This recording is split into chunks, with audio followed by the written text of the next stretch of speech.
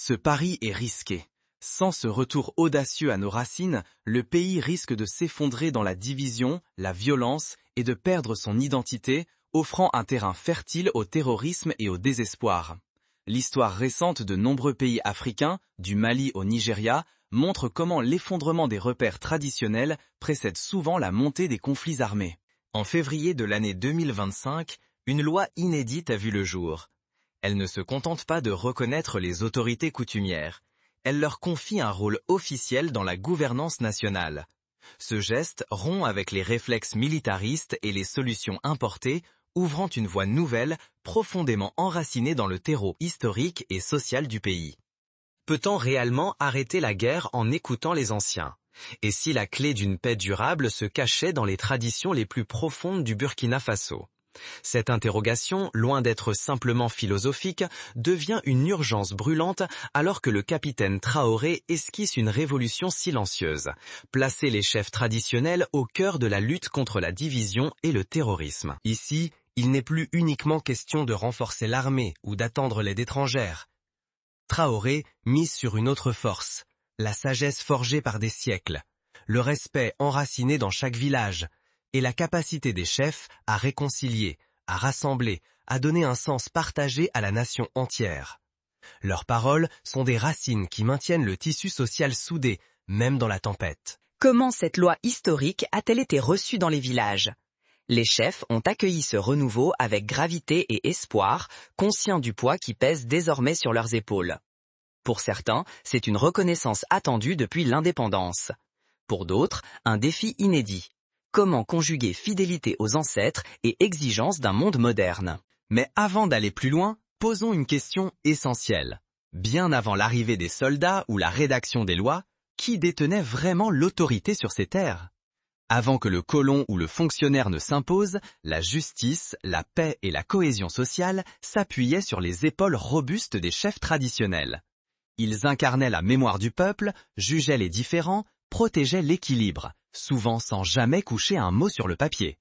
Pourquoi miser sur les chefs traditionnels là où tant de stratégies modernes ont échoué? Pour répondre, regardons l'Afghanistan. Malgré des décennies d'intervention militaire, la paix n'a jamais été durable, car les structures tribales, piliers de la cohésion sociale, ont été ignorées, voire sapées. À l'inverse, au Rwanda, après le génocide, le retour aux mécanismes ancestraux de justice, les Gatshakas, a permis de réconcilier des communautés brisées. Ce sont des exemples concrets qui montrent que la tradition, loin d'être un frein, peut devenir une ressource vitale. Prenons l'exemple marquant de l'empire des Mossé. Le Mogo Naba, figure vénérée, régnait sur les terres, mais aussi sur les consciences. Sa légitimité ne tenait pas à une élection ou à un décret, mais à un respect transmis de génération en génération, renforcé par des cérémonies, des conseils et une écoute attentive du peuple. Son pouvoir s'exprimait à travers des rituels tels que la cérémonie du faux départ chaque vendredi, où il simulait son départ en guerre pour rappeler à tous que la paix était un choix, non une fatalité. Ce système, loin d'être figé, reposait sur un réseau vivant de ministres, de gouverneurs et de délégués de village. Une véritable administration dont la force venait des coutumes partagées et non d'une constitution importée. Cette structure a permis aux Mossi, comme à d'autres peuples du Burkina Faso, de surmonter les crises, de limiter les conflits et de préserver la paix, souvent là où l'État moderne reste invisible. À titre d'exemple, lors des grandes sécheresses du XXe siècle, ce sont les chefs qui ont coordonné la solidarité entre villages, redistribuant les surplus, organisant les migrations temporaires, évitant ainsi des famines meurtrières. Leur autorité dépassait la sphère politique. Elle touchait l'économie, le social, la spiritualité. Prenons le cas d'un différend entre deux familles à propos d'une parcelle agricole dans la région de Tenkodogo. Plutôt que de saisir la justice formelle, coûteuse et lente, les parties s'en remettent au chef qui convoque un conseil sous l'arbre à palabres. Après écoute des témoins, il propose une solution équitable, acceptée par tous, sans rancune durable. Aujourd'hui encore, dans des milliers de villages, la voix du chef porte loin. Son influence demeure puissante, surtout là où l'État se fait discret. Les chefs jouent les médiateurs lors des querelles familiales, des disputes de terre ou des tensions entre ethnies. Là où la politique divise, eux savent apaiser, rappelant à chacun l'importance de l'identité commune sur les intérêts individuels. Et leur rôle ne relève pas seulement du passé. Face à la menace terroriste qui exploite les fractures, les chefs traditionnels sont parfois le dernier rempart contre la manipulation et la peur.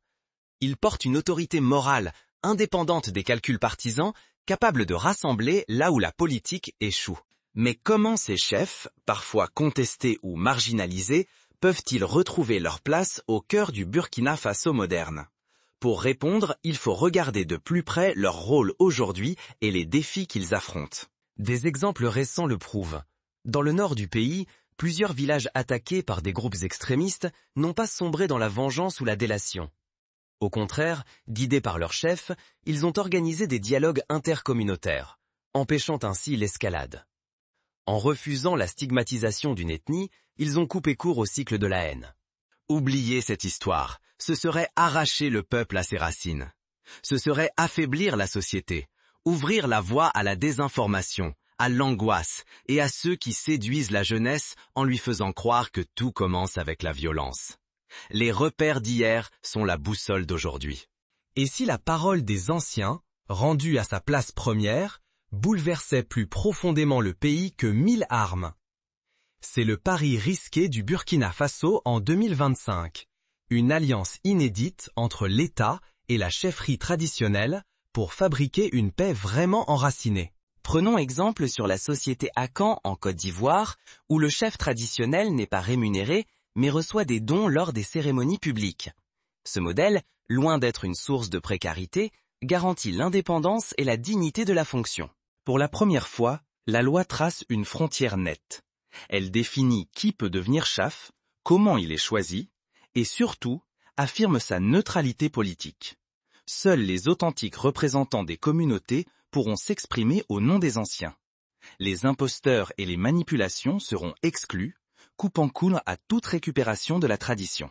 Un choix fort accompagne cette reconnaissance. Aucun salaire n'est prévu pour les chefs traditionnels. Ce n'est pas une sanction, mais un principe. Être chef, c'est répondre à un appel, pas occuper un poste. La fonction devient un engagement solennel envers les vivants et les ancêtres, loin des convoitises et des corruptions. La gratuité du rôle vise à préserver la pureté du service. Pour éviter toute dérive, la loi prévoit la mise en place d'un Conseil national des chefferies chargé de veiller à la probité et à la neutralité de ses membres. Ce mécanisme, inspiré du Botswana, où la chambre traditionnelle conseille le Parlement sans jamais s'y substituer, permet d'éviter la politisation rampante. La neutralité politique devient une exigence absolue. Les chefs ne doivent servir ni le parti au pouvoir, ni l'opposition, ni aucun groupe d'intérêt. Leur autorité repose sur leur capacité à apaiser les tensions, à relier les clans, les ethnies, les générations, sans jamais prendre parti. Ce sont des médiateurs, pas des arbitres partisans. Mais l'équilibre est fragile. Si la réforme échoue, ce sont les usurpateurs, les politiciens habiles ou les fauteurs de troubles qui s'imposeront. Alors, la confiance et l'autorité morale disparaîtraient, ouvrant la porte à l'instabilité, au chaos. À travers cette réforme, le Burkina Faso espère retrouver son unité. Il s'agit de réconcilier les citoyens avec leur histoire, de leur offrir un socle stable, à l'abri des manipulations et de la tentation de la violence. C'est un pari sur la sagesse collective, sur la force tranquille des liens tissés dans chaque village, chaque famille. Quand la tradition devient rempart contre la haine, que disent les peuples? Cette nouvelle architecture du pouvoir soulève pourtant une question brûlante. Comment garantir que les chefs, une fois reconnus, restent fidèles à leur mission sacrée? Le moindre faux pas pourrait tout faire basculer. Pour y répondre, certains experts proposent la formation continue des chefs sur la gestion des conflits, les droits humains et la protection des minorités. Des ateliers réguliers, en partenariat avec des ONG locaux, pourraient renforcer leur capacité à agir en médiateurs éclairés. Même les groupes longtemps mis à l'écart, tels que les Fulani et les Touaregs, interprètent cette politique comme une main tendue. Leurs leaders sont désormais conviés lors des cérémonies publiques. Leur voix compte dans les dialogues intercommunautaires. Ce changement rompt avec des décennies de marginalisation qui nourrit rancœur et méfiance. À travers le Burkina Faso, la réforme portée par le gouvernement est accueillie et réinventée par chaque grande famille culturelle. Chez les Mossé, le retour en grâce des chefs est vécu comme une réparation historique, un ancrage contre l'oubli. À l'ouest, les Bobos célèbrent la reconnaissance officielle de leurs coutumes, tandis que les lobbies, Gurma, Gurunsi, Bissa et Senufo s'emparent de la réforme à travers leurs propres rituels et alliances. La journée de la tradition, célébrée chaque année le 15 mai, devient le cœur battant de cette renaissance. Ce jour-là, des milliers de Burkinabés, sans distinction d'ethnie, portent les habits ancestraux, chantent, dansent et partagent des cérémonies de paix. Les chefs, soutenus par l'État, appellent à l'union et à la réconciliation. Pour illustrer cette dynamique, prenons le village de Banfora. En 2024, il était déchiré par des tensions entre éleveurs et agriculteurs. Depuis la réforme, le chef local a instauré une journée de palabre mensuelle où chaque conflit est exposé publiquement puis traité dans le respect des coutumes. Les résultats sont éloquents. La violence a chuté, les jeunes participent davantage à la vie communautaire et les marchés sont de nouveau fréquentés. Le dialogue entre générations s'intensifie. Anciens et jeunes se rassemblent autour de contes, d'ateliers, de rites de pardon. Les chefs, respectés pour leur neutralité, servent de médiateurs dans les conflits locaux. Là où la politique échouait, ils rétablissent la confiance. Pour la jeunesse, cette dynamique offre une alternative à l'extrémisme. Beaucoup retrouvent dans la tradition un sens, une appartenance, une place utile dans la communauté. Les récits des aînés, les danses initiatiques, les rites de passage restaurent l'honneur et l'espoir. Des initiatives fleurissent pour combattre les stéréotypes et inclure toutes les identités. Campagne contre les préjugés visant les Fulani, projet de valorisation des langues touareg dans les écoles ruraux, la diversité cesse d'être synonyme de division. Elle devient le ciment d'une fierté nouvelle. Mais cette harmonie reste fragile. Si la diversité n'est pas protégée, si certains groupes sont oubliés, la frustration et l'exclusion peuvent renaître, ramenant avec elles le cycle de la violence. La question demeure, au-delà des symboles et des fêtes, cette stratégie peut-elle réellement transformer la sécurité au quotidien et ouvrir la voie à un développement partagé? À Ouagadougou, une association de jeunes a créé la Semaine de l'Ancêtre, où ils interviewent les anciens sur leur vision de la paix. Cette initiative a été reprise dans plusieurs provinces, donnant lieu à des concours de contes, des expositions sur les objets rituels et des projets scolaires autour de la transmission. Au moment où l'espoir renaît, une autre réalité s'impose. Comment mesurer l'impact concret de ce renouveau? Les défis restent immenses et la vigilance est de mise. Ce modèle peut-il vraiment transformer le Burkina Faso, voire inspirer d'autres pays? La question se pose avec acuité, car les effets se font déjà sentir sur le terrain. Là où jadis les conflits autour des terres et du bétail divisaient, les chefs traditionnels interviennent désormais pour apaiser les tensions, localement. Cette médiation prive les groupes extrémistes de leur principal levier, la discorde, qui ne prend plus aussi facilement racine. Les jeunes, autrefois tentés par l'exil ou des aventures périlleuses, choisissent aujourd'hui de rester et de s'engager pour leur village. Partout, des projets collectifs émergent. Reboisement, gestion de l'eau, agriculture solidaire. L'espoir, lentement, refleurit. Dans la région du Sahel, une étude de l'université de Ouagadougou indique qu'en moins de 2 années, le nombre d'incidents violents liés à des conflits fonciers a diminué de moitié là où les chefs sont impliqués. Les habitants témoignent d'une meilleure sécurité, d'un retour des marchés et d'une reprise des activités agricoles. À Yako, un collectif de femmes a relancé la culture du coton grâce à la médiation du chef local, qui a négocié l'accès à l'eau entre agriculteurs et éleveurs. Ce type d'initiative, soutenue par la tradition, montre que la paix peut être concrète et productive. La confiance, longtemps brisée entre l'État et les citoyens, renaît grâce à l'implication des anciens. Leur sagesse rassemble, rassure et rend à chacun un sentiment d'appartenance et de dignité. Les résultats sont là. En moins de 2 années, les tensions intercommunautaires ont nettement diminué dans plusieurs provinces. Les rituels ancestraux reviennent, favorisant la cohésion, tandis que les initiatives de paix locales se multiplient.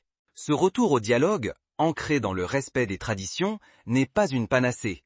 Les défis modernes dépassent parfois ce que les structures coutumières peuvent résoudre. Mais la promesse demeure. Lorsque l'État et les chefs traditionnels avancent ensemble, ils dressent un vrai rempart contre la violence et la manipulation. Reste à savoir si cette dynamique pourra s'ancrer durablement, car la bataille pour la paix ne fait que commencer. Pourtant, l'équilibre reste fragile. Si ce modèle n'est pas consolidé, Si la jeunesse perd confiance, ou si l'État retombe dans la méfiance et la centralisation, le cycle de la violence pourrait ressurgir. Mais si la dynamique actuelle se confirme, le Burkina Faso pourrait devenir un exemple pour tout le continent africain, voire au-delà. La paix véritable commence-t-elle vraiment par la voix des anciens, ou n'est-ce qu'un refuge nostalgique face à la tourmente? Cette interrogation, aujourd'hui plus pressante que jamais, touche au cœur du destin burkinabé. Quels sont alors les pas pratiques à envisager pour solidifier cette alliance entre tradition et modernité? Premièrement, instaurer des mécanismes d'évaluation régulière des chefs basés sur la consultation populaire afin de s'assurer qu'ils restent fidèles à leur mission. Deuxièmement, intégrer des modules sur la gouvernance traditionnelle dans le cursus scolaire pour transmettre aux jeunes le respect des anciens.